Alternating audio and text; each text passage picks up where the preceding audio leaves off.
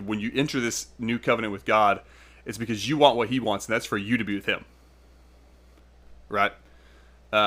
If you don't want to be with God, you don't really understand God. I don't think you don't understand what that's like.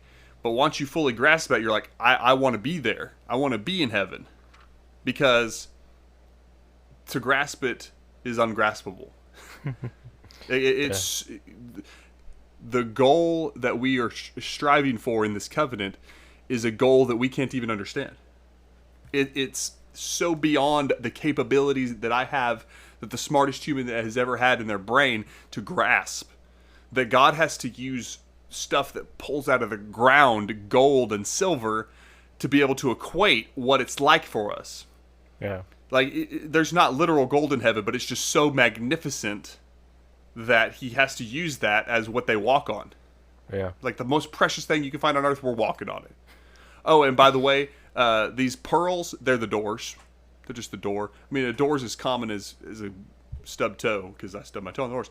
But Yeah. but God's like, the only way I can equate this to you, how magnificent it is the most precious things you have on earth are just garbage, are what we walk on, what we use to move from door to door, the gates.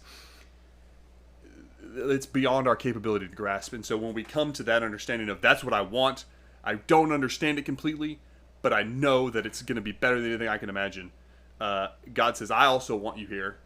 You want to be there. That's the mutual understanding that begins this covenant.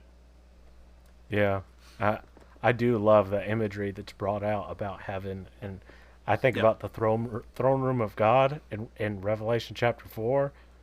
Ooh, like, I mean, the sea of glass and this sort of emerald rainbow, uh, yeah, and these cherubim that are bowing down, and it's just like, yeah. this is nuts. It's just unfathomable. Right. And yeah, it is so just, yeah, there's no real way, you know, God, inspires John to write as he does, and he gives him that imagery, but because it is spiritual, we don't understand. Uh, we can't even fathom how wonderful it's going to be.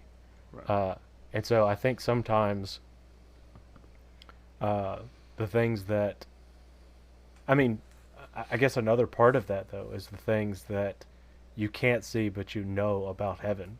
There'll be no tears there. There'll be no True. sorrow there. There'll be no uh, labor, hard working in the sun. It is a rest. Um, there's no night there. I mean, Yeah. I mean, you can't imagine what it's like to have a spiritual body that doesn't decay. Yeah. I mean, I'm only 28 years old, but I've realized I'm not in my prime. uh, there was a prime, and so like from here, I feel like it's just I'm gonna get That's older, sad. and yeah, I mean, How old are you? 28. I'll be 28 Saturday. Well, happy birthday.